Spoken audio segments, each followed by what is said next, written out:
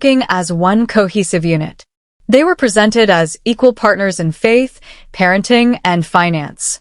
When TLC signed the family to a deal in 2010, the public assumption, carefully crafted, was that the money would benefit everyone. The family, the story went, would rise together, escaping financial uncertainty. But insiders tell a far different tale, one of hierarchy and control, not partnership. According to sources close to the production, a business entity quietly appeared just before the show premiered. We'll call it, for clarity, Patriarch Productions LLC. Legally, it may have gone by names like Kody Brown Family Entertainment or Brown Family Media, but the name doesn't matter. The structure does. Reality television expert Eliza Vance explained that this is a disturbingly common tactic. Networks prefer simplicity, a single point of contact, a single entity to pay. Multi-adult households are messy for contracts, so the network often recommends forming a loan-out corporation, a legal entity that loans the talent to the production company. Here's the devastating twist. Sources allege Kody Brown was listed as the sole owner, sole manager, and sole member of this entity. Mary, Janelle, and Christine, the women who had shared decades of life with him, were not co-owners, not partners, not even true stakeholders. They were, effectively, employees or independent contractors, working for Kody's own corporation. Eliza Vance said it plainly. If you're a co-owner, you have rights. You see the books, you claim a share of the profits. But if you're an employee, your entitlement is one thing and one thing only, your salary. In other words, the women's lives, the very essence of the show, were being monetized, and they had no legal claim to it. Every on-screen declaration Kody made about being head of the household, it wasn't just patriarchal pride, it was corporate power. He wasn't just the head of the family, he was the CEO. And his wives, they were the workforce, unknowingly contributing to a multi-million-dollar enterprise they had no ownership of. The scheme, according to insiders, was chilling in its simplicity. Let's talk numbers. A show of SisterWives' longevity and scale could bring in anywhere from $2 million to $4 million per season in later years. Conservatively, let's say $2. $5 million. That check from TLC? It didn't enter a joint family account. It went straight to Kody's company. Kody controlled every penny. A source familiar with early season finances revealed that the wives received stipends, figures that sounded generous compared to past financial struggles, but paled in comparison to the total revenue. Imagine if each wife was paid $150,000 for a season, that's $600,000. Sounds like a lot, doesn't it? Yet that left $1. $9 million of untouched profit in Kody's corporate account. Profit that he alone could spend, invest, or hide. Profit that the women whose lives created it allegedly had no right to even know existed. The show was more than entertainment. It was an empire built on their lives. And at the center, Kody Brown allegedly held all the cards. They were creating the product, but he owned the factory. For over a decade, that factory was churning out a fortune built on the lives of the very women and children who had trusted him. To the outside world, the family's move to Las Vegas was painted as a heroic escape, a daring flight from religious scrutiny, a storybook narrative of a family seeking refuge in the vast, unforgiving desert. High drama, suspense, the perfect storyline to launch the show into its second season. But what if that explanation was only the surface? What if the move wasn't just legal, it was financial? What if the desert sands weren't a sanctuary, but a smokescreen? A perfect cover to consolidate power, to restructure the family's empire under one central authority, and to place every financial lever into a single pair of hands. Reality consultant Franklin Adler explained it best. When someone wants to obscure a financial trail, to embed a complex system of control, chaos is the perfect camouflage. Uprooting 18 children, selling a home, establishing a new life, it creates confusion, distraction. In the midst of that whirlwind, old joint accounts vanish, new corporate accounts emerge, and financial statements can get lost in the shuffle. It's not an accident. The chaos is intentional. It's a feature, not a flaw. And the Las Vegas setup? For stunning, separate homes nestled in a private cul-de-sac, a visual spectacle, the American dream multiplied by 4. The show presented it as a triumph for the wives, a new chapter of autonomy and personal space. But our investigation suggests a darker truth. This was the start of their complete financial subjugation. Public property records reveal complex financing behind those homes. But sources allege the down payments, the mortgages, even the day-to-day servicing weren't handled through family trusts or joint accounts. They were funneled through Kody's central corporation. Every brick, every wall, every key turn in those homes became leverage in a vast financial network over which the wives had no control. Adler continues, if the corporation is on the mortgage, the corporation controls the home. If a wife tried to leave, her claim to the equity becomes murky, almost impossible to enforce. Who actually paid the mortgage? If the money came from the LLC, it wasn't hers, it was the corporation's. It's a golden cage, polished to perfection. And standing at the center of that gilded cage was a figure who had quietly emerged from the shadows, not just the fourth wife anymore, but a strategic architect of the family's finances. Robyn Brown. Unlike the other wives, raised entirely within the plural marriage bubble, Robyn had experience navigating the outside world, divorce, debt, contracts, corporate systems. She understood money and leverage in ways the others never did. A former crew member revealed the dynamic in stark terms. Kody held the title of patriarch, but Robyn held the playbook. In meetings, the original wives spoke of feelings, children, faith. Robyn leaned in, whispered a strategy to Kody, and suddenly he shifted. He spoke of branding, long-term vision, corporate entities. The transformation was visible. Robyn was not just a wife. She was the de facto CFO of the Brown Empire. The next step, according to insiders, a secondary corporate structure. Kody owned the main LLC. Robyn and Kody co-owned a parallel entity. My SisterWives Closet, presented as a collaborative side venture for the wives, was allegedly anything but innocent. Business filings and on-screen behavior suggest it functioned as a Trojan horse, a channel for siphoning profits from the main television LLC into a new company controlled almost entirely by Kody and Robyn. Franklin Adler explains the mechanics. Let's say there's $1 million profit in the main TV LLC. You can't just spend it on personal luxuries without triggering red flags. But transfer it into a new company as a business investment or a loan. Suddenly, the money is legally in the books of another entity. It can fund trips, supplies, inventory, office expenses, all under the guise of a legitimate business. The money moves one step further from the source, and it becomes nearly impossible to trace. And who worked hardest on this new enterprise? The other wives treated it as a hobby.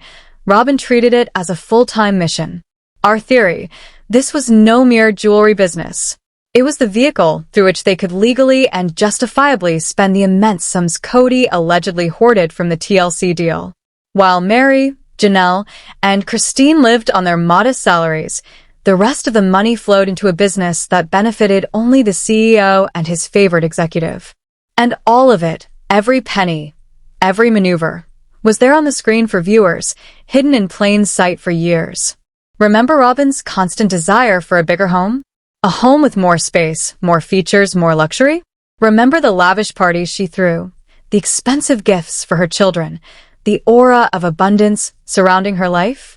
Meanwhile, the other wives were counting pennies, meticulously creating spreadsheets to make sure their families could eat, could live, could survive.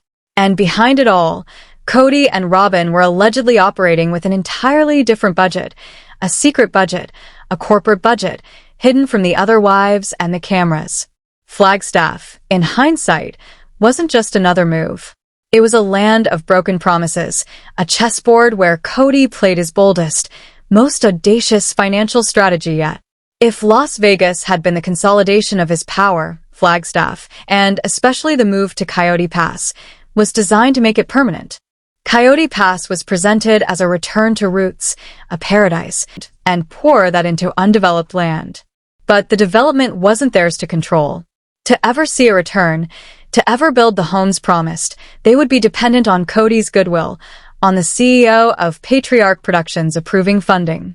He had stripped them of financial independence under the guise of creating a family utopia. And when they arrived in Flagstaff, the dream never materialized. Construction didn't start. The utopia never existed. The money? It flowed in one direction only. While the other wives were confined to temporary rentals, or in Janelle's case, an RV, Kody and Robyn acquired a sprawling mansion. On the show, this was justified with half-baked excuses. The space was needed for younger children. It was a good investment. It was the only property available. But our analysis paints a simpler, more sinister picture. Patriarch Productions financed it. The mansion, ostensibly a family home, was in reality a corporate asset, a headquarters for the CEO and his favored partner. Meanwhile, the rest of the wives, the so-called partners, lived in uncertainty and financial precarity. Entertainment lawyer Eliza Vance described the alleged scheme as insidious. The show presents a family building their land. Off-screen, the corporation uses its profits to acquire assets for its owner, stringing along contractors, the wives, with promises of a future payoff that may never come. The wives are literally funding their own disenfranchisement. Every tear on camera, every argument with Kody, drives ratings, which increases TLC's payout, which flows right back into the corporate black box, cementing his control. For years, the wives believed they were partners, operating on trust, faith, and a shared history of struggle. They couldn't fathom that the man they had trusted as spiritual and familial head had allegedly erected an invisible wall, a wall of steel and corporate authority between himself and them. But walls, no matter how strong, have cracks. One wife, after years of silent suffering, finally had enough. She wasn't just leaving a marriage. She was taking a sledgehammer to the entire fraudulent foundation. Christine declared, "I'm leaving you. We are divorced." Her departure wasn't just an ending. It was the beginning of Kody Brown's financial reckoning. And in walking away, Christine unknowingly held the key to uncovering the truth of the TLC contract fraud. Her fight for freedom would expose the secrets Kody had allegedly buried for over a decade, setting the stage for a legal battle of epic proportions, one that would shake the very foundation of the Brown family empire. In Part 1, we revealed the explosive theory of how Kody Brown allegedly structured the family's television deal through a private corporation, Patriarch Productions LLC, making himself the sole owner while positioning his wives as mere employees. We uncovered how this structure may have allowed him to control the millions flowing from TLC, paying the wives modest salaries while he and Robyn allegedly funneled the lion's share of profits for themselves. And we traced how it all culminated in the Coyote Pass financial trap, a move that may have bound the original wives into a lifetime of dependency. But every carefully constructed house of cards has a weakness, a single gust of wind capable of toppling it. That gust came in the form of a warrior queen, a woman who finally chose herself. This is the story of how Kody's empire began to crumble. When Christine Brown decided to leave Kody, she wasn't just ending a spiritual marriage. She was attempting a corporate extraction, untangling herself from a web of financial engineering designed to keep her trapped. Unknowingly, she became the first person to audit Patriarch Productions LLC, uncovering the hidden flow of money, the opaque transactions, and the true structure of the empire Kody had built. The first battleground? Christine's house in Flagstaff. On camera, it was framed as an emotional tug-of-war. Would Kody help her? Would the family support her? But behind the scenes, the real battle was far more complicated. It was about legal ownership, corporate assets, and financial leverage. Entertainment lawyer Eliza Vance described it as the first real test of Kody's corporate structure. If our theory is correct, the down payment on Christine's home came from the LLC. Mortgage payments were likely handled by the same entity. Now, Christine wanted to sell the house and claim her equity to start a new life in Utah. Kody, as CEO, had a morally dubious argument ready. That's not your equity. It's corporate property. You were living in a company-owned home. We paid you a salary, and part of your compensation was housing. The profit from the sale belongs to the corporation. This, insiders say, is why the conflict over her house became so intense and drawn out. It wasn't about losing a wife, it was about losing an asset and, more importantly, setting a dangerous precedent. If Christine succeeded, what stopped the other wives from claiming their share? Sources with indirect knowledge described the negotiations as a financial hostage standoff. Christine had to fight tooth and nail for every dollar, demanding something Kody never wanted to reveal: the books. Forensic accountant Franklin Adler explained, to prove her rightful contribution, she had to trace the money. Where did the funds for her house sale go? Into Coyote Pass. Where did the money for the down payment on the Flagstaff house come from? She would argue it was her share of the family pot. Kody would claim it was a corporate allocation. Discovery was brutal. Lawyers subpoenaed bank statements for the LLC, original TLC contracts, and operating agreements.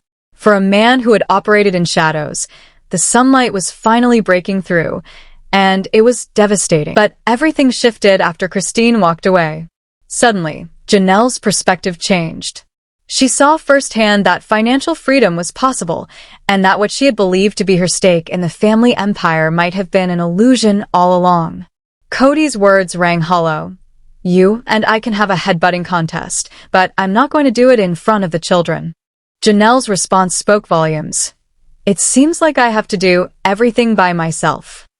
On the surface, their conflicts looked like fights over respect, or frustration at Kody's absence. Viewed through a financial lens, however, the story was far darker. Janelle was a major stakeholder in Coyote Pass, an investment controlled by a CEO who refused to act. She wasn't asking for affection or attention. She was demanding a return on her investment. Kody, meanwhile, deflected and excused his inaction, treating her not as a partner, but as a disgruntled employee. A former crew member described the change in Janelle during this period.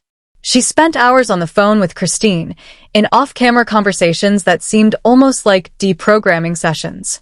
After one call, she returned to film a scene with a look of cold, calculated fury. Something had shifted in her. Something had horrified her. Our theory? Christine walked Janelle through the alleged corporate structure. She explained that the family pot Janelle had been contributing to for years might not even exist, that all the power and control had been consolidated in Kody's LLC. For someone like Janelle, who prided herself on financial acumen, this realization was devastating, a deep personal and professional betrayal. She had been working within a system she had assumed was fair, only to discover she had been systematically disempowered. But Janelle is a fighter. The moment she understood the game, her strategy became clear: liquidate, cash out, untangle her name and assets from Coyote Pass. This, we believe, explains her move into an apartment and her eventual separation from Kody. It wasn't merely emotional, it was tactical. The challenge? Her money was locked in land and corporate accounts. Negotiations behind the scenes, sources suggest, were tense and high stakes. Janelle, now armed with Christine's knowledge and likely her own legal counsel, approached Kody with a non-negotiable demand: buy me out. Return the money she had invested, funds from the sale of her Vegas home, from years of hard work and personal sacrifice, or she and Christine would go public with everything. Kody and Robyn were suddenly facing a rebellion on two fronts. The threat of exposure was multiplying. According to our financial analysts, the payouts required tapping into the corporate reserves of Patriarch Productions, the very secret fund that fueled Robyn and Kody's lavish lifestyle. Franklin Adler explained the financial implications. First, nearly $700,000 for Christine. Now, a year later, Janelle demands her share, likely another six-figure sum. The rainy day fund, already stretched, is being drained to pay for what could only be described as hush money. It's panic. Robyn, seen on camera crying, wasn't just mourning the loss of family unity. She was witnessing the collapse of an empire she had helped construct. Every dollar paid to Christine and Janelle was one less for her and Kody, a step closer to total financial ruin. But the most dangerous consequence of all was yet to come. Christine, Janelle, and Mary, once isolated, once divided, were beginning to piece together the full scope of the deception. This was no longer a family issue, it was a corporate awakening. Sources close to the wives describe it as a series of pain. Mary, with decades of institutional knowledge, could contextualize the discrepancies, highlighting they chose war. Chapter 7. The Lawsuit, the Nuclear Option. As of recent reports, the OG3 wives have reportedly filed a massive, sealed lawsuit.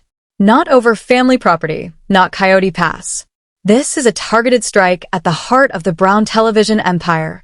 Kody Brown Family Entertainment LLC, naming Kody and Robyn as co-defendants, alleging breach of fiduciary duty. The lawsuit is multi-pronged, designed to reclaim a decade of lost earnings and secure control over their own life stories. Claim 1. Back pay and fraudulent inducement. Eliza Vance called this the money shot. The wives' contracts, signed under allegedly fraudulent pretenses, may be null and void. They were led to believe they were partners in a family enterprise, not contractors for Kody's private corporation. Retroactively, they're demanding their fair share of profits from every episode ever filmed. Conservative estimates suggest the show generated $30 million over its run. If divided equally, minus salaries, each wife could claim over $4 million. Multiply that across the OG3, over $12 million in back pay alone.